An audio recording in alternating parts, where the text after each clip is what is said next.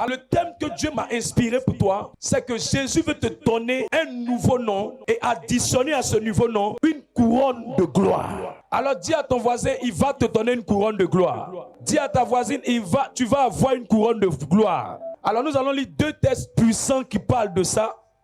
Ésaïe 62, verset 2 à 3. Ésaïe 62, verset 2 à 3. Je lis la parole du Seigneur. Ésaïe 62, le verset 2. Alors, les nations verront ton salut. Alors les nations verront ton salut. Et tous les rois ta gloire. Et tous les rois ta gloire. Et l'on t'appellera d'un nouveau nom. Et l'on t'appellera d'un nouveau nom. Que la bouche de l'Éternel déterminera. Que la bouche de l'Éternel déterminera. Ça veut dire que ton nom ne vient pas de tes ennemis, mais ton nom viendra de la bouche de l'Éternel lui-même. Verset 3. Tu seras une couronne éclatante dans la main de l'Éternel. Tu seras une couronne éclatante dans la main de l'Éternel. Un turban royal. Un turban royal. Dans la main de ton Dieu. Dans la main de ton Dieu. Alors Dieu est en train de te dire qu'il te fera porter un nouveau nom, mais il te donnera aussi une couronne glorieuse. Et si tu me dis un amen, cette couronne vient jusqu'à toi. Genèse 32, 28 à 32. Genèse 32, 28 à 32. Genèse, le chapitre 32, le verset 28. Il dit encore, ton nom ne sera plus Jacob. Ton nom ne sera plus Jacob. Mais tu seras appelé Israël. Mais tu seras appelé Israël. Car tu as lutté avec Dieu. Car tu as lutté avec Dieu. Et avec des hommes. Et avec des hommes. Et tu as été vainqueur. Et tu as été vainqueur. Jacob l'interrogea en disant, fais-moi, je te prie, connaître ton nom. Fais-moi, je te prie, connaître ton nom. Il répondit, pourquoi demandes-tu mon nom? Et il le bénit là. Et il le bénit là. Je prophétise que là aussi, tu seras béni. Verset 30. Jacob appela ce lieu du nom de Péniel. Car, dit-il, j'ai vu Dieu face à face. J'ai vu Dieu face à face. Et mon âme a été sauvée. Et mon âme a été sauvée. Le soleil se levait. Le soleil se levait. Lorsqu'il passa Péniel. Lorsqu'il passa Péniel. Jacob boitait de la hanche. Jacob boitait de la hanche. C'est pourquoi jusqu'à ce jour. C'est pourquoi jusqu'à ce jour. Les enfants d'Israël ne mangent point le tendon qui est à l'emboîture de la hanche. Car Dieu frappa Jacob à l'emboîture de la hanche au tendon. Parole du Seigneur notre Dieu. Alors rapidement, je veux parler de quelque chose de très important à quelqu'un. Chaque fois que Dieu veut changer la vie de quelqu'un, Dieu commence par changer le nom de la personne. Chaque fois que Dieu veut donner la bénédiction à quelqu'un, Dieu commence par travailler sur le nom de la personne. Chaque fois que Dieu veut améliorer la condition de quelqu'un, Dieu se rassure que le nom que cette personne porte ne sera pas un obstacle à ce qu'il sera en train de faire pour cette personne. Chaque fois que Dieu veut élever quelqu'un, Dieu se rassure que le nom qu'il porte va s'aligner à l'élévation qu'il va lui donner. C'est pourquoi Dieu travaille le nom des gens avant de travailler leur destinée. Si vous lisez la Bible, vous allez vous rendre compte que le nom a une signification très importante. La première signification du nom, le nom révèle qui tu es. La deuxième signification du nom, le nom révèle où tu vas. La troisième signification du nom, le nom révèle d'où tu viens. La quatrième signification du nom, le nom révèle ta base, ta fondation, ta source, ton origine.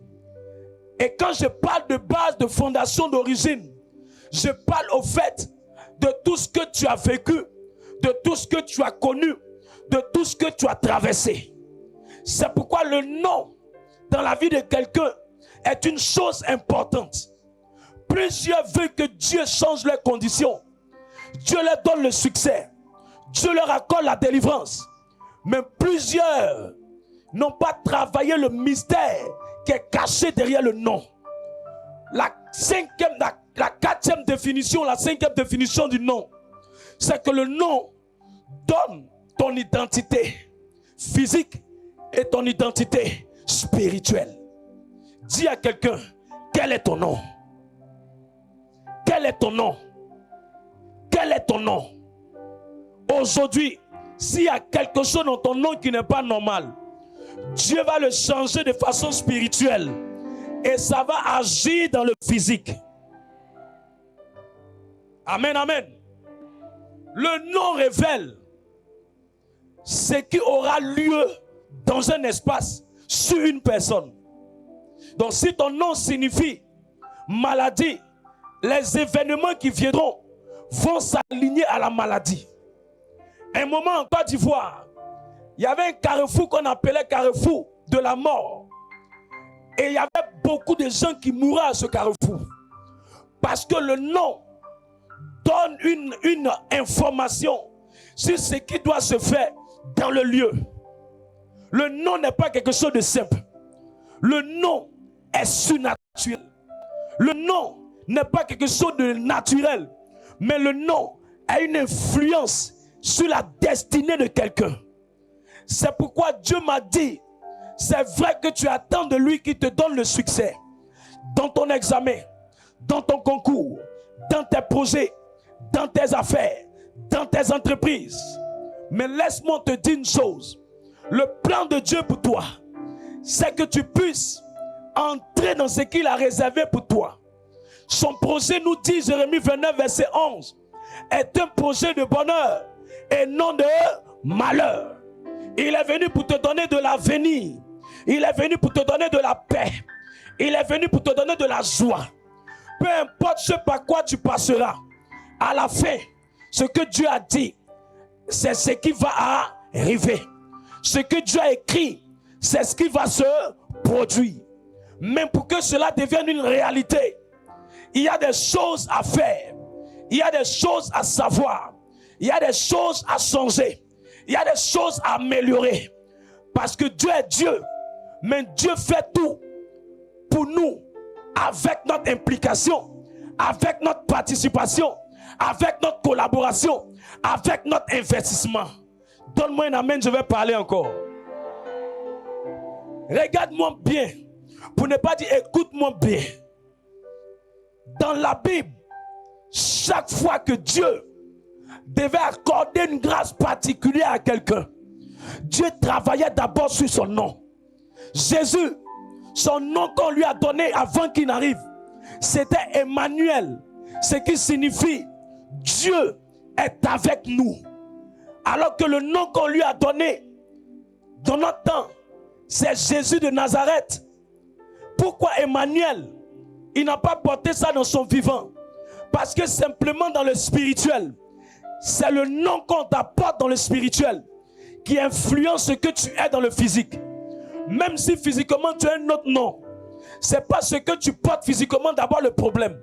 C'est sa signification dans le spirituel qui peut être le problème.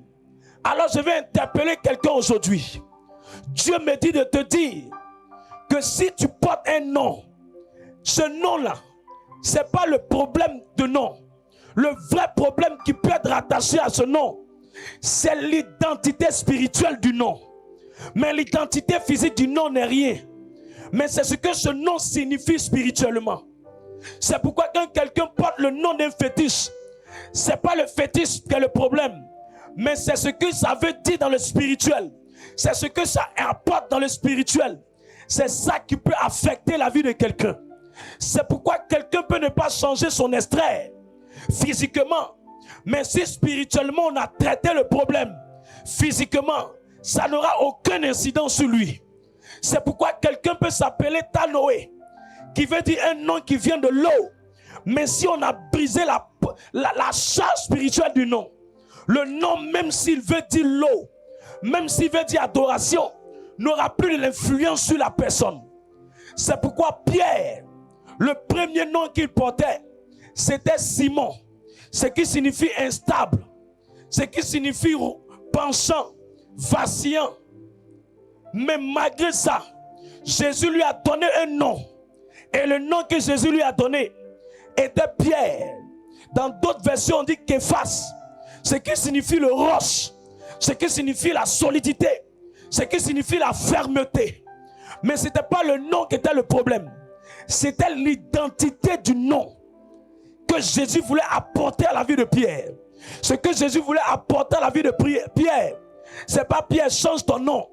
C'était Pierre, deviens un roc, deviens quelqu'un de solide, deviens quelqu'un sur qui on peut s'appuyer, deviens quelqu'un sur qui on peut faire de grandes choses. Donc je veux dire à quelqu'un, ton nom n'est pas un problème, mais c'est la signification spirituelle de ton nom qui peut être un problème. Parce que la signification spirituelle appelle des esprits. La signification spirituelle appelle des événements. C'est pourquoi Jésus change d'abord le nom de Simon en Pierre pour changer le mode spirituel du nom afin que ça agisse physiquement sur le nom. À cause du principe qui dit ce que nous allons lier sur la terre sera lié dans le ciel. C'est le ciel, c'est le spirituel qui commande le physique. Alors regarde ta voisine, demande-lui, quel est ton nom? Et si elle te dit son nom, demande-lui ton nom et ton prénom, là, ça veut dire quoi?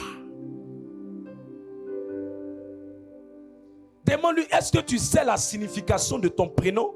Est-ce que tu sais la signification de ton nom? C'est pourquoi on ne donne pas n'importe quel nom à un enfant. C'est pourquoi on ne porte pas n'importe quel nom. Parce que le nom a une charge spirituelle. Mais ce soir, Dieu me dit de dire à quelqu'un, ce n'est pas la peine de changer ton extrait.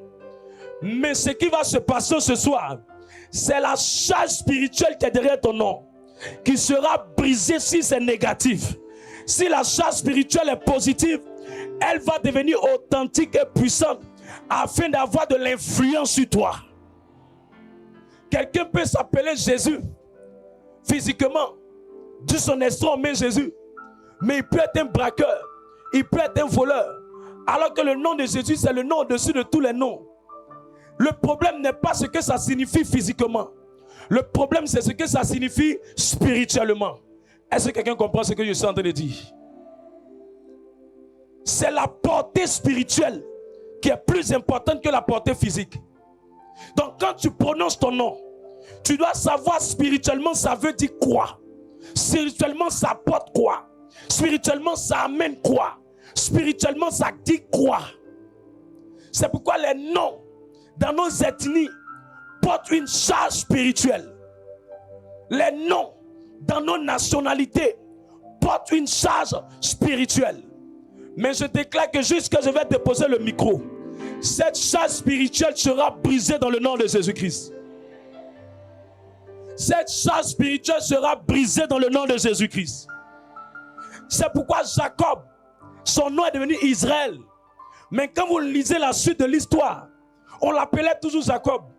Mais la portée spirituelle du nom avait été déchargée, avait été brisée. Il pouvait s'appeler Jacob, mais il y avait une charge derrière le nom qui signifiait Israël, qui veut dire large, qui veut dire grand, qui veut dire puissant, qui veut dire fort, qui veut dire glorieux. Mais Jacob, dans la suite de l'histoire, s'appelait toujours Jacob. Mais la charge négative avait été désactivée.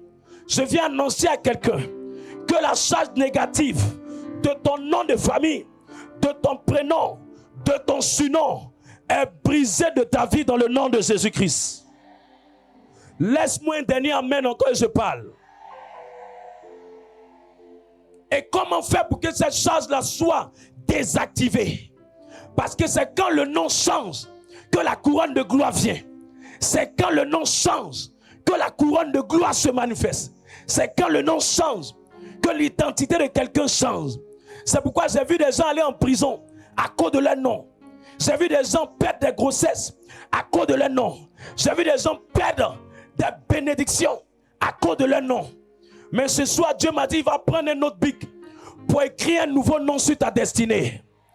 En Israël, il y avait une femme qu'on avait attrapée en flagrant délit d'adultère. Cette femme avait été lapidée. Et elle devait être lapidée.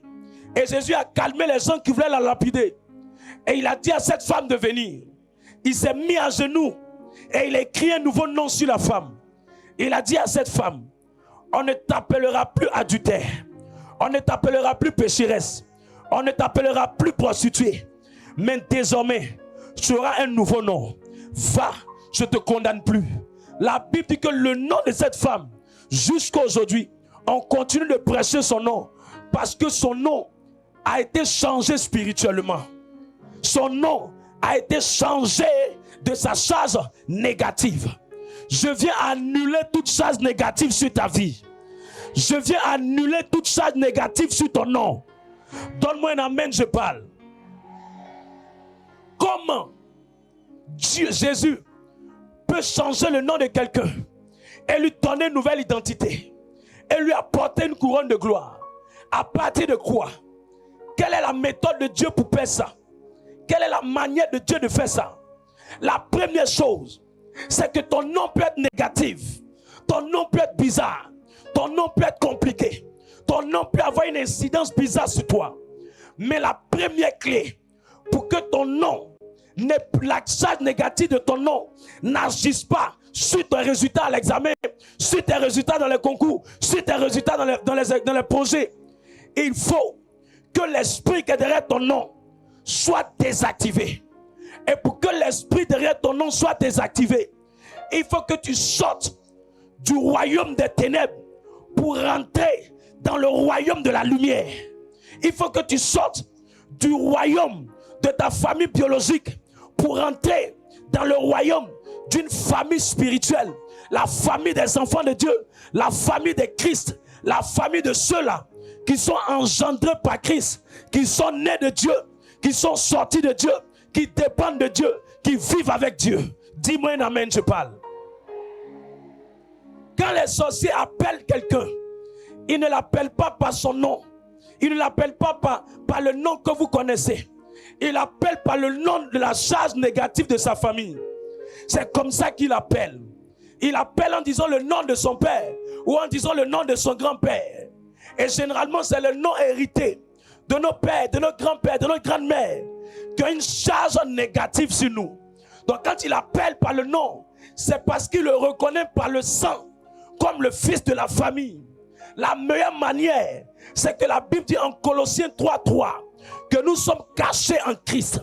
Comment faire pour être caché en Christ? Il faut sortir de ta famille biologique spirituellement pour entrer dans ta famille spirituelle. Et pour entrer dans cette famille spirituelle, il faut décider d'accepter Jésus comme le Maître, comme le Sauveur, comme le Seigneur, comme le Tout-Puissant, comme celui-là qui te guide, qui te dirige, qui t'oriente. Quelqu'un me dit amen, je parle. Si Jésus ne contrôle pas ta vie, si Jésus n'est pas en toi, tu vas être encore, pendant que tu es ici dans ce monde présent, physiquement, on te voit, on dit maman jolie, on dit garçon mignon, on dit oh, ce monsieur elle est beau, cette femme elle est belle, oh elle est mariée même, oh il travaille même, oh il a ceci même. Mais spirituellement, quand il rêve, il se voit dans l'eau. Ça veut dire que c'est à l'eau qu'il appartient. Quand elle rêve, elle se voit dans la famille, sa maison familiale. Ça veut dire que c'est de là-bas qu'elle est. Quand elle rêve, elle se voit dans le village de son père, dans le village de sa mère. Quand elle rêve, elle se retrouve en train de manger la nourriture. Quand elle rêve, elle se retrouve dans des conditions bizarres. Et à plusieurs reprises, c'est le même rêve. Et chaque fois que des grandes bénédictions doivent venir, elle ne fait que faire ses rêves. Parce que physiquement, elle est là. Mais spirituellement, elle appartient au royaume de sa famille biologique. De sa famille biologique. Elle appartient au royaume de son sang. Or, dans toute famille biologique, il y a une adoration qui a été faite. En tant qu'Africain, il y a une adoration qui a été faite. Nos familles ne sont pas venues avec l'église. Nos familles ont grandi avec la tradition. Et derrière certaines traditions, il y a d'autres qui sont bonnes. Mais il y a d'autres qui ont été animées et influencées par des esprits. Donc quand quelqu'un ne sort pas de l'identité de sa famille, il va beau faire ce qu'il doit faire. Elle va beau bouger comme elle doit bouger. Mais l'identité de cette famille va l'influencer, va l'oppresser, va l'attaquer. Et on appelle ça comment? Réclamation. Et la réclamation sera liée à ton identité. La réclamation sera liée à ce que tu es spirituellement. Il y a d'autres, ils sont réclamés par la mort parce que l'adoration de la famille, c'est l'esprit de mort. Il y a d'autres, ils sont réclamés par le serpent parce que l'adoration, c'est l'esprit du serpent. Il y a d'autres, ils sont réclamés par le vaudou parce que l'adoration, c'est l'esprit du vaudou. Il y a d'autres, ils sont réclamés par l'eau parce que l'adoration, c'est l'esprit des eaux. Et ils ne comprennent pas pourquoi. Elle est dans son foyer, mais elle ne comprend pas. Malgré qu'elle essaie d'aller à l'église, le problème perdu. Ce n'est pas l'église le problème. Le problème, tu peux être dans l'église sans appartenir à Christ. Jésus va dire à tous ceux qui l'ont reçu, il leur a donné le pouvoir. Le pouvoir. Le pouvoir. Il y a d'autres versions qui disent la sémence de devenir. Devenir. Devenir. Devenir. Quelqu'un a dit, si on renverse devenir, ça veut dire venir de. Venir de. Donc ça veut dire, ils ne viendront plus maintenant de la famille Kouakou, de la famille Conan, de la famille Bernadette, de la famille Bernadette, de la famille Florentin, de la famille Roland, de la famille Kouablanc. Mais maintenant, ils viendront de la famille des enfants de Dieu. Tant que tu ne changes pas de position, ta vie ne changera pas de destination. Tant que tu ne changes pas de position, les choses ne changeront pas pour toi. Tu vas te rendre compte que tu rencontres quelqu'un. Dès qu'il dit veut te marier, les problèmes commencent à surgir. Tu vas voir qu'on t'appelle pour un travail. Tu es dans le travail, mais tu n'arrives pas à épargner. Tu n'arrives pas à économiser. Tu n'arrives pas à entreprendre. Tu n'arrives pas à te développer. Et comme le dit un jargon, au lieu que tu sois en train d'acheter mouton, tu es en train de devenir mouton. Et quand s'il n'y a pas la réclamation, il y aura la limitation. Tout ce que tu veux faire, tu es comme restreint. Tu es dans petit, tu es dans la minorité. Tu es attaqué pour le minimum que tu dois avoir.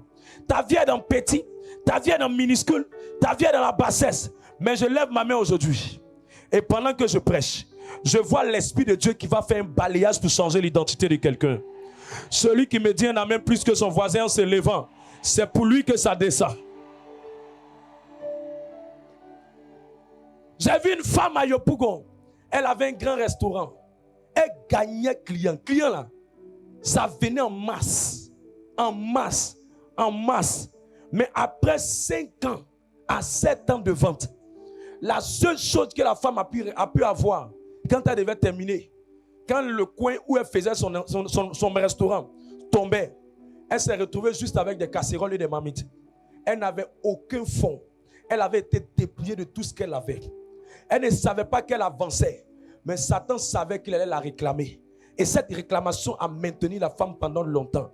Plus tard, quand le problème de son identité a été traité, quand le problème de son identité a été réglé, frères et sœurs, la même dame, aujourd'hui elle est devenue propriétaire d'un restaurant, pas dans n'importe quel pays, mais elle s'est retrouvée en Italie. Aujourd'hui elle est devenue l'une des femmes les plus influentes africaines en Italie, à cause du fait que son nom a changé. Son identité spirituelle a changé. Je viens prier pour que l'identité de quelqu'un puisse changer. Je viens prier pour que l'identité de quelqu'un puisse changer. Je viens prier pour que l'identité de quelqu'un puisse changer. Frère, homme de Dieu, comment je fais quand je dois appartenir à Christ? C'est l'accepter comme ton Seigneur, ton Sauveur. C'est de dire Jésus vient en moi, sa lumière va venir dans ton cœur, dans ton âme, dans ton esprit. Et c'est de l'attraper de tout ton cœur, c'est de le prendre au sérieux. C'est de le suivre. C'est de le suivre. C'est de le servir. Je peux vous dire quelque chose. Satan peut te laisser évoluer sans jamais te laisser t'accomplir. Satan peut te laisser évoluer sans jamais te laisser t'accomplir. Satan peut te laisser évoluer sans jamais te laisser t'accomplir. L'accomplissement, c'est quoi? C'est atteindre le but pour lequel Dieu a voulu que tu rentres dans le travail, que tu rentres dans le mariage. Quelqu'un peut se marier sans jamais être accompli dans son foyer. Ça veut dire quoi? il peut rentrer dans ce foyer sans devenir ce que Dieu dit que tu dois devenir. Mais je déclare que cela est brisé sur ta vie dans le nom de Jésus-Christ. Vous allez voir des personnes avoir l'argent pour faire les affaires. Leurs affaires commencent à marcher. Mais à un moment donné, ils commencent à être réclamés par la maladie. 1, 2, 3, ils sont malades. 1, 2, 3, ils ne sont pas malades. 1, 2, 3, ils sont malades. 1, 2, 3, ça veut dire que généralement, il y a une maladie qui est comme l'âme de la réclamation pour te maintenir dans l'inachèvement, dans le non-accomplissement. Mais je prie que toutes ces choses soient brisées dans la vie de quelqu'un.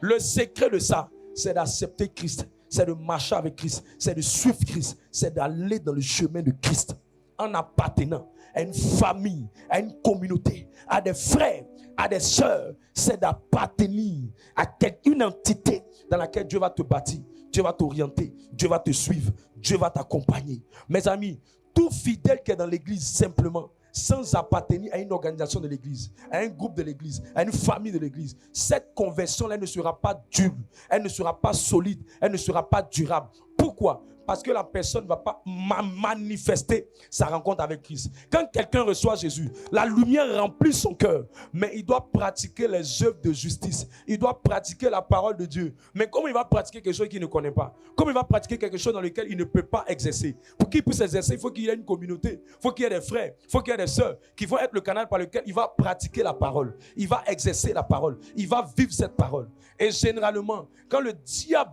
ne veut pas que tu puisses grandir avec Christ, il va tout faire pour te déconnecter. Je disais un jour à quelqu'un, je dis, mais quand quelqu'un arrête de venir à la prière, c'est pas mon temps il perd, c'est pas moi qui perds, c'est pas moi qui souffre, c'est toi-même qui te fais souffrir. Parce que les réclamations, elles te laisseront le jour où ton affermissement sera total. Mais quand tu n'es pas encore affermi, quand tu n'es pas encore mature, quand tu n'es pas encore solide, attrape Jésus de tout ton cœur, de toute ton âme. Et même quand tu vas grandir spirituellement, tu vas te rendre compte que tu ne vas même plus pouvoir t'éloigner de lui. Tu vas le prendre avec détermination. Tu vas le prendre avec zèle. Parce que l'esprit que tu as laissé et l'identité que tu as portée, il cherche comment faire pour te ramener derrière. Il cherche comment pour te faire sortir du chemin de Dieu. C'est pour ça que vous allez rendre compte que quand les gens commencent à suivre Jésus, ils commencent à avoir des problèmes, des combats, des attaques. Ils disent, mais pourquoi? Maintenant, vous avez commencé à dire, il va attraper Dieu là. Tous les problèmes là viennent. C'est parce que l'esprit là veut te décourager pour que tu retournes dans le monde, pour que tu retournes dans les femmes, pour que tu retournes dans le sexe, pour que tu retournes dans les problèmes. La meilleure manière de vaincre ça, c'est de dire, malgré les problèmes, je vais aller jusqu'au bout. Mes amis, c'est au bout que Dieu va finir par te relever. C'est au bout que Dieu va finir par te révéler. Mais si au chemin, tu arrêtes, je te dis, tu vas perdre tout ce que tu as reçu. Et généralement, comment ils font? Ils envoient un premier démon pour te décourager, pour te donner la maladie, pour t'empêcher de venir à la prière, pour t'empêcher de venir faire la messe, pour t'empêcher de servir le Seigneur. Quand ils envoient ce démon, quand tu résistes au premier démon et que le démon là sort, ils vont chercher encore d'autres démons plus forts pour venir faire tout possible pour te fragiliser. Quand ils voient que tu tiens, ils vont chercher maintenant 7 autres démons pour venir vers toi, pour mélanger ta tête, pour créer des problèmes entre toi et des frères et des sœurs, pour t'embrouiller l'esprit. Parce qu'ils savent que aussi longtemps que tu ne seras pas sous la couverture de Jésus, tu seras exposé dans les mains du diable. Aussi longtemps que tu ne seras pas dans une famille, tu seras exposé entre les mains de Satan. C'est pour ça que David a dit, tous les jours de ma vie, je ne quitterai pas la maison de l'Éternel. Quand tu commences à abandonner la présence de Dieu, ta vie rentre dans un contrat à durée déterminée. Quand tu abandonnes la présence de Dieu, ta vie rentre dans un contrat à durée déterminée. C'est juste pour un temps. Quand Satan va t'atteindre, il va te faire du mal. Et la plupart des gens qui ont déjà mis leurs pieds à l'église, ont déjà mis leurs pieds à la messe, qui ont déjà mis leurs pieds dans une assemblée, quand le diable te voit dans le monde et te ramène dans le monde, ce n'est pas pour jouer avec toi, c'est pour te détruire. C'est pour t'amener plus loin. C'est pour finir avec toi définitivement. Parce qu'il va se rappeler des coups que tu lui as donnés quand tu étais dans la maison de Dieu. Il va se rappeler du feu que tu as envoyé. Il va te rappeler de tout ce que tu as fait comme délivrance. Des démons qu'on a chassés de ton corps. Il va dire, tu nous as humiliés. Tu as marché sur nous. Tu nous as frappés. Tu nous as chassés. Maintenant, tu es venu vers nous là. Maintenant, tu veux venir vers nous. Tu es en train de venir vers nous. On va te rendre la vie difficile. Mais je prie que cela n'arrive pas dans la vie de quelqu'un dans le nom de Jésus-Christ. Je prie que cela n'arrive pas dans la vie de quelqu'un. C'est comme ça une femme pour qui on avait prié. Dieu lui a fait grâce. Elle avait un esprit de folie. Histoire réelle dans la communauté. L'esprit de folie est parti. Elle venait à la prière bien. Lucidité, elle a eu un travail bien. Elle est venue dire, oh papa, je viens d'avoir un travail. Elle dit, gloire au Seigneur, on est content. Merci Jésus. 1 mois, 2 mois, 3 mois, 1 an dans le travail, tout se passe bien. Première année, c'est-à-dire une année est passée. Le début de la nouvelle année qui commençait. La dame a commencé à se déconnecter, elle avait du mal à venir. Le même esprit qu'on avait chassé est revenu. Est-ce que c'est moi qui ai créé le diable? Non. Le diable est un lion rugissant cherchant qui dévorer. Tant que tu es comme une cible, tant que tu es comme une proie, il va chercher à te prendre. Et maintenant, il revient. Homme de Dieu, je ne sais pas qu'est-ce qu'il m'a pris. Il dit, mais tu as abandonné la main du Seigneur, tu t'attends à quoi? Beaucoup de personnes commencent, mais après ils abandonnent. Beaucoup de personnes commencent, mais après ils laissent. Beaucoup de personnes commencent, après ils se retirent. Je ne sais pas pourquoi le diable vous manipule, mais c'est sa méthode. Plusieurs sont des anciens chrétiens. Mais tu diras à ta voisine, tu vas voir que c'est une vieille chrétienne. C'est maintenant qu'elle a commencé à reprendre vraiment bien. Sinon, à un moment donné, pas terre. Mais après, c'est découragé. Ou après, il est rentré dans le monde. Ou après, il est rentré dans le foyer. Il s'est dit qu'il avait tout eu. Ou après, il a eu un peu d'argent. Il s'est dit qu'il a tout eu. Et c'est en ce moment-là qu'il perd le chemin de Dieu. Qu'il perd la présence de Dieu. Qu'il perd la communion avec le Seigneur. Et sa vie devient difficile. Sa vie devient compliquée. Sa vie devient un sac à problème. C'est quoi qui fait ça? C'est parce que tu t'es déconnecté de sa présence. C'est parce que tu t'es déconnecté de son église. C'est parce que tu t'es déconnecté de ta famille. Et à un moment, la réclamation va te tenir. La réclamation va s'abattre sur toi. Même Pierre, que Jésus a repris, à un moment, il est retourné dans le monde. Pierre est retourné dans le monde. Même Jacob, qu'on a changé son nom. À un moment, il a commencé. Mais après, il s'est retourné encore dans le monde. Il a abandonné. Et c'est là qu'il allait travailler chez Laban. Il a duré chez Laban, ça a commencé à devenir compliqué chez lui. Et il est revenu encore vers Dieu. Seigneur, j'ai besoin de toi. Seigneur, j'ai besoin de toi. Dieu dit, toi là, il ne faut pas qu'il te laisse dans cette condition-là. Et c'est là que Dieu va se révéler à lui, comme le Dieu d'Abraham, comme le Dieu d'Isaac. Et Jacob va attraper Dieu bien. Et il va servir Dieu. Et il va suivre Dieu. À un moment dans ta marche avec Dieu, arrête la vie chrétienne, tu commences, tu arrêtes. À un moment, tu viens, après, tu ne viens plus. À un moment, tu viens, après, tu ne viens plus. Je disais à quelqu'un, tu couds d'un sac. Il y a quelqu'un qui m'a dit, non, quand je suis fatigué, il n'est pas le temps de venir. J'ai dit, tu couds d'un sac. En tant que bon Africain, si tu n'as pas le temps de venir suivre Jésus, je te dis, tu n'as pas tenu. Mettons, je peux parier avec toi. On va mettre l'argent en jeu. Ou on va mettre quelque chose en jeu. Si tu te loignes de la présence de Dieu, tu ne vas rien devenir. Si ce n'est pas la mort, c'est la déchéance. Si ce n'est pas la déchéance, c'est le chèque. Dieu n'a pas de problème pour bénir ses enfants. Mais le problème de Dieu, c'est que la plupart de ses enfants, un moment se déconnectent, un moment abandonnent, un moment rétrograde, un moment le même Dieu qui lui a donné le travail, le même Dieu n'a plus le temps pour lui, le même Dieu qui lui a donné la bénédiction, le même Dieu n'a plus le temps pour elle, pour lui. Pourquoi? Pourquoi? Il a mal fait de te bénir, il a mal fait de donner un mariage, il a mal fait de donner un mari, il a mal fait de t'aider, il a mal fait de commencer à ouvrir, il a mal fait de commencer à t'assister. Non! Il le fait pour que tu puisses mieux l'adorer. Il le fait pour que tu puisses mieux le servir. Il le fait pour que tu puisses mieux le suivre. Mais quand il y a des réclamations derrière toi, tant que tu n'es pas affermi, ne laisse pas. Homme de Dieu, qu'est-ce que tu veux dire dans ce que tu es en train de dire? Si tu n'as rien compris de ce que je suis en train de dire, je suis en train de dire qu'une fois que tu acceptes Jésus, il ne faut pas t'arrêter là. Va loin dans ta marche avec Dieu. Et accepte de devenir solide avec Dieu. Accepte de grandir avec Dieu. Accepte d'être affermi avec Dieu. Accepte de croître avec Christ. De grandir dans ta marche avec le Seigneur. Dis-moi un amen, je vais pousser la parole. Dis encore un amen, je vais pousser la parole pour terminer. C'est pour ça, un moment dans ta vie, n'accepte pas. Les gens qui vont te distraire, ne viennent pas. Tu es fatigué, reste au travail. Tu n'as pas le temps, tu es trop occupé. Ne les écoute pas. Les mauvais amis, les mauvais conseillers, ne les écoute pas. Les gens qui ne sont pas sérieux, ne les écoute pas. Les gens qui vont t'offenser, ne viens pas avec à Dieu à cause d'eux. C'est pour ça que le Père disait, si c'est à cause de l'erreur de quelqu'un, tu vas abandonner la foi, c'est que tu vas vraiment abandonner. Parce que forcément, quelqu'un va te frustrer. Forcément, quelqu'un va mal te parler. Forcément, quelqu'un va avoir un comportement qui ne va pas te plaire. Si c'est pour l'homme, tu veux suivre Dieu, c'est que tu ne veux pas suivre Dieu. Si c'est pour l'homme, tu veux marcher avec Dieu, c'est que tu vas abandonner Dieu. Mais si tu as décidé de suivre Dieu avec tout ton cœur, ton âme, ton esprit, regarde à lui. Aie le regard fixé sur lui. Aie le cœur sur lui. Je te dis la vérité. C'est une question de temps. C'est la pierre qu'on a rejetée. Elle sera la principale. La personne qu'on a négligée, il sera la personne la plus positionnée de sa maison, de sa famille, dans ses affaires. Frères, jeunes, adultes, âgés, écoutez-moi bien. Tous les jeunes qui abandonnent Dieu, la plupart meurent vite. Tous les adultes qui abandonnent Dieu, la plupart sont beaucoup malades. Tous les travailleurs qui abandonnent Dieu, la plupart, leur salaire là, c'est devenu un problème pour eux. Ils survivent, ils ne vivent plus. Ils sont malheureux. On écoute des milliers et des milliers. Et Dieu nous aide à les aider à rentrer dans la grâce. La seule fois où j'ai vu des gens continuer à aller de gloire en gloire avec Dieu, c'est des gens qui n'ont pas laissé ce que Dieu leur a donné, les éloigner du Seigneur. Reviens véritablement au Seigneur et il changera ton nom. Il te donnera un nom de bénédiction, non un nom de frustration. Il t'enlèvera la honte sur toi et il mettra le bonheur dans ta vie. Et il mettra le bonheur dans ta vie et il mettra la gloire dans ta vie. Dis un amen encore dans le nom de Jésus-Christ.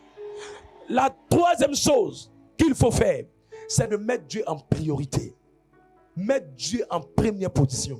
Mets Dieu avant tous tes intérêts. Mets Dieu au-dessus de tous tes besoins. Mets Dieu au-dessus de toutes tes aspirations. Mets Dieu au-dessus de tout ce qui te préoccupe sur la terre. Au-dessus de ton foyer, au-dessus de ton argent, au-dessus de ton travail. Mets Dieu en première place. Dieu est jaloux. Il ne veut pas qu'on prenne sa place. Il ne veut pas qu'on occupe sa place. Il ne veut pas être le dernier. Il veut être le premier. Il veut être l'alpha. Il ne veut pas être l'oméga. Il veut être le commencement. Il ne veut pas être la fin. Il veut que tu le mettes au début de tout. Tu commences avec lui, tu termines avec lui. Tu le mets au centre de tout. Tu ne le mets pas en seconde position. C'est pourquoi il dit en Matthieu 6,33, cherchez premièrement le royaume de Dieu et sa justice, et tout le reste vous sera donné. La plupart des gens qui ont mis Dieu en premier, leur nom signifiait dernier, leur nom signifiait maladie. J'ai rencontré une soeur, son nom c'est Komwe. Komwe, c'est que ça voulait dire. Malgré tout ce que le nom voulait dire, la soeur, quand on s'est croisés, on était à l'aéroport, elle dit je ne sais pas, mais de toute façon j'ai attrapé Dieu dans ma communauté. J'ai attrapé Dieu dans ma communauté. Elle a commencé à m'expliquer son histoire. Elle dit au départ, les gens voulaient me décourager. Les gens voulaient faire tout ce qu'ils veulent faire. Mais j'ai attrapé Dieu fort. À cause même de mes frères en Christ, je voulais devenir folle. Mais j'ai attrapé Dieu, je le mettais en première position. Il y a des jours même, on me disait du n'importe quoi. Les gens m'ont traité de tous les noms. Mais quand une banque m'a appelé, c'est l'une des meilleures banques du pays. Elle dit, homme de Dieu, tu me vois comme ça. Mais je suis payé pratiquement à des millions. Parce que mon salaire a doublé. Et en plus de ça, mes activités me font voyager dans le monde entier parce que je suis devenue consultante pour tout ce qui concerne les ressources et les crédits au niveau des banques. Je suis permanemment en train de voyager. Mais c'est moi, je me tiens dit à Dieu, peu importe ce que les gens ont fait, je serai premier. Et elle disait, à cause de son nom, on a dit qu'elle ne pouvait pas se marier. Parce que son nom voulait dire quelque chose dans sa famille. Mais elle a pris ce même nom-là. Et elle a servi Dieu. La décharge négative de son nom a changé.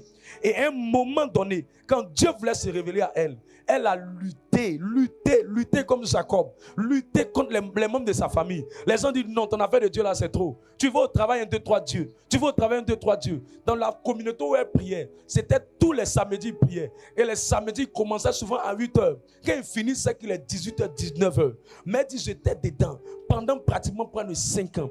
À la 5e année, Dieu va faire entrer un homme dans ma vie. J'ai dit, ma soeur, toi là, il faut que je te prenne venir rendre témoignage à mes frères et soeurs. Dieu a fait entrer un homme dans ma vie. Je n'ai jamais eu un mari qui ressemble à Nounous. Elle-même, ses propres mots. Mon mari ressemble à Nounous. Tellement mon mari a un bon cœur. Mon mari est adorable. Mon mari est bien. J'ai vu que le sacrifice que j'ai consenti pour mettre Dieu en première position, Dieu m'a apporté la paix. Dieu m'a apporté le repos. Dieu m'a donné un travail et un foyer. J'ai dit, je vais dire à qui veut l'entendre qu'à cause de l'affaire de Dieu, j'allais mourir. Parce que quand les gens me persécutaient, j'ai failli déprimer. C'est mon père spirituel qui m'a dit ne déprime pas. Je voulais même aller me suicider. Pas pour autre chose, hein, mais pour affaire de Dieu. J'ai su que c'était la réclamation que tu es en train de venir. Quand on te réclame, le diable va utiliser tous les moyens pour te réclamer. Quand il y a une limitation, le diable va utiliser tous les moyens pour te maintenir là où tu es. Mais si tu sais avec ton cœur, si tu attrapes Jésus avec ton cœur, tu vas voir comment les choses vont aller de gloire en gloire pour toi. Je prie que quelqu'un mette Dieu en première position. Je prie que quelqu'un mette Dieu en première position. La troisième chose, il faut servir Jésus. Trouve le temps. Ne viens pas seulement mettre Dieu en première position, tu viens tous les dimanches, tu viens tous les mercredis, mais à un moment donné, il faut le servir. Et la plus grande loi du service qui est puissante, c'est ce qu'on appelle la loi de la diligence. Dieu ne bénit pas les mercenaires. Dans l'affaire de Dieu, là, il y a des gens, on les remarque, quand on les voit, on voit leur nom, on voit leur titre, mais ils ne portent pas le fardeau du ministère. Ce que Dieu bénit, ce n'est pas le titre.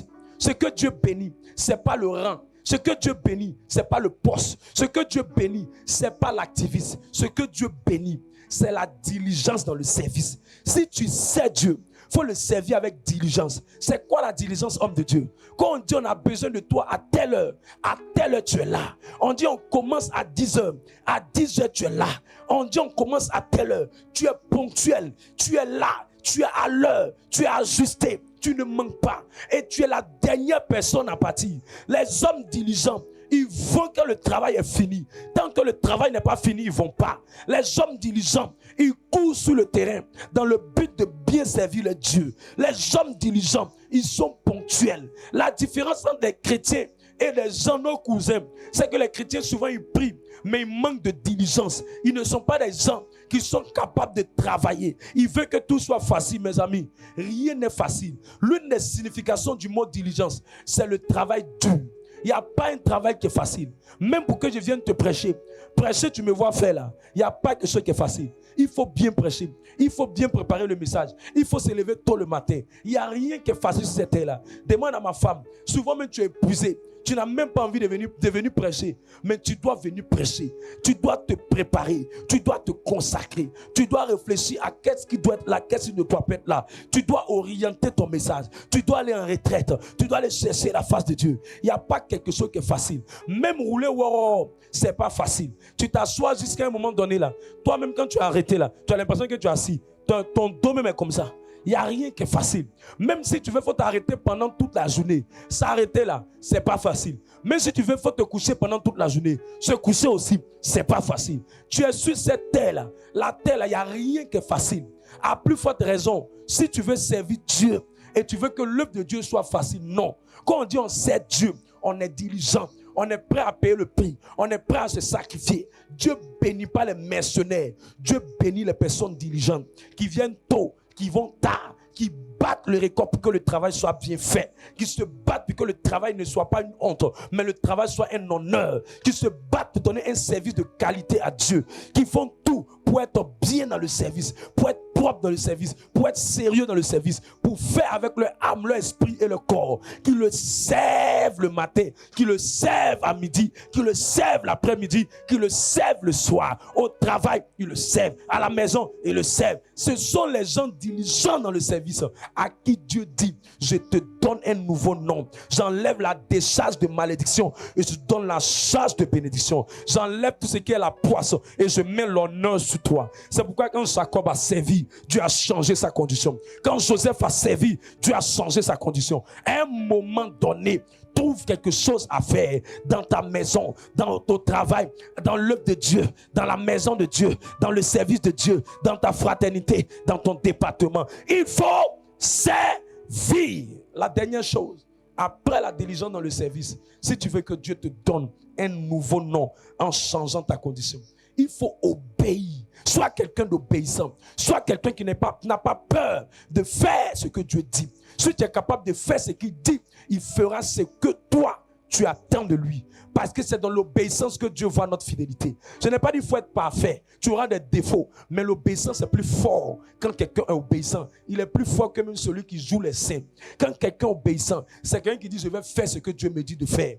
Maintenant, c'est quel niveau d'obéissance? Il y a deux niveaux d'obéissance. Il y a l'obéissance qu'on appelle l'obéissance générale. C'est-à-dire tout ce que Dieu essaie de te dire, tu essaies de faire les efforts de faire ce que tu peux faire. Ça, c'est l'obéissance générale. Mais il y a une autre forme d'obéissance qu'on appelle l'obéissance prophétique ou l'obéissance spécifique ou l'obéissance précise. L'obéissance précise, c'est quoi? C'est quand tu écoutes Dieu pour lui, Seigneur, je n'ai pas de travail, mais qu'est-ce qui fait que je ne travaille pas? Qu'est-ce qui fait que je ne me marie pas? Qu'est-ce qui fait que je n'ai pas le concours? Qu'est-ce qui fait que mes affaires ne marchent pas? Écoute bien, Dieu va te donner une instruction, Dieu va te donner un message, Dieu va te donner un rêve, Dieu va te donner un songe, Dieu va te donner une vision. C'est au travers de cette vision, il est en train de te donner une instruction. C'est dans cette instruction que se trouve ton obéissance. Si tu obéis, le problème va changer. Le problème de beaucoup d'enfants de Dieu, quand ça ne va pas, ils ne cherchent pas une instruction à obéir. Ils cherchent immédiatement la prière. Non, l'obéissance est plus puissante même que la prière. L'obéissance est plus puissante que la prière. Même l'alliance qui est forte, l'alliance ne dépend pas du fait que tu pries,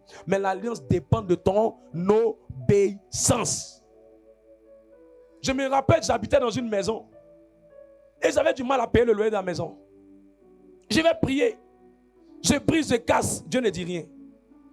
Un jour je vais, Dieu me dit, mon fils, tu me parles beaucoup, mais tu m'écoutes peu. Tu me parles beaucoup, mais tu m'écoutes peu. Alors qu'est-ce que je vais faire? Je vais rentrer dans la prière, dans le jeûne. Je vais dire, Seigneur, et je vais t'écouter. Parle-moi. Quand j'ai commencé à parler au Seigneur et je me suis laissé guider par Dieu, Dieu m'a dit, le lieu où tu habites, voilà ce qui a été fait dans la maison. Si tu veux rester ici, tu ne vas pas t'en sortir. Beaucoup de gens n'écoutent pas Dieu parce qu'ils ne prêtent pas attention à leurs rêves. Ils ne prêtent pas attention à leurs songes. Ils ne prêtent pas attention à leurs visions. Ils ne prêtent pas attention aux instructions. Non. Si vous me montrez une femme qui a fait des fausses couches, je vous dis, avant que le problème de fausse couche n'arrive, Dieu lui avait prévenu. Dieu l'avait prévenu au travers des rêves. Dieu l'avait averti au travers des songes. Dieu l'avait averti au travers d'un événement. Mais elle n'a pas prêté attention à la voix de Dieu. Sinon, Dieu parle toujours, tantôt d'une manière, tantôt d'une autre. Si vous voyez quelqu'un qui passe des concours, ça ne marche pas. C'est que Dieu lui dit quelque chose, mais il refuse de faire. Ou soit Dieu veut lui parler, mais il refuse d'écouter. C'est dans l'obéissance aux instructions que va venir la révélation. Et c'est dans la révélation que va être abrégée ta souffrance. Écoute Dieu, il a un message à te donner. Écoute Dieu, il a quelque chose à te dire. C'est ça qu'on appelle la sensibilité prophétique. Dieu m'a dit, les hommes qui vont monter dans ce monde, c'est des gens qui sont sensibles à ma voix, sensibles à mon instruction, sensibles à mon message, sensibles à ce que je veux leur dire. Moi, quand j'ai su que la maison n'était pas bien pour moi, dès que j'ai quitté cette maison, je l'ai quittée par force, parce que je voulais avoir d'abord la caution pour partir. Mais Dieu m'a dit, il faut quitter comme si tu fuyais la maison. Et il m'a montré Genèse 12, verset 1. Il dit, qu'est-ce que j'ai dit à Abraham? J'ai dit à Abraham, quitte ta parenté, quitte ta famille et va dans le lieu que je te montrerai. Je ne lui ai pas montré le lieu, mais Abraham m'a obéi. Quand il m'a obéi, je lui ai donné la caution de la maison où il devait partir. Si tu m'obéis, je te donnerai. J'ai déménagé sans argent. Je suis allé me mettre dans la maison d'un ami. L'ami là habitait dans le temps. Au château. En ce moment, ils n'avaient même pas encore fait le pont. En ce moment, ils n'avaient même pas encore fait la route. Quand je suis allé rester dans la maison de cet ami, je n'étais pas dans les conditions comme il fallait. Mais c'est dans cette maison qu'à un moment de ma vie, une opportunité a frappé dans ma vie. Ça veut dire que l'opportunité était là. Mais l'opportunité attendait quoi? Elle attendait mon obéissance à l'instruction. Il y a quelque chose que Dieu veut te dire. Pourquoi les affaires de ton mari sont bloquées? Il y a un message qu'il ne veut pas écouter. Pourquoi tu ne trouves pas du travail? Il y a un message que Dieu veut te dire. Pourquoi les choses ne marchent pas pour toi? Il y a un message que Dieu veut te dire. Pourquoi les choses ne bougent pas pour toi? Il y a un message que Dieu veut te dire. Mais tu n'écoutes pas. Tu ne prêtes pas attention. Tu n'es pas sensible à sa voix. Tu ne fais pas attention à ce qu'il est en train de dire. Alors qu'il est en train de te parler. Alors qu'il est en train de t'orienter. Écoute Dieu. Parle à Dieu. Mais laisse-le aussi te parler. Quelqu'un me donne un amen puissant. La dernière chose, c'est la prière et le jeûne. La prière et le jeûne te donnent un nouveau nom. La prière et le jeûne te donnent un nouveau nom. Tous les hommes de prière et les femmes de prière deviennent des gens qui portent de nouveaux noms. On ne t'appellera plus Jacob, on t'appellera Israël.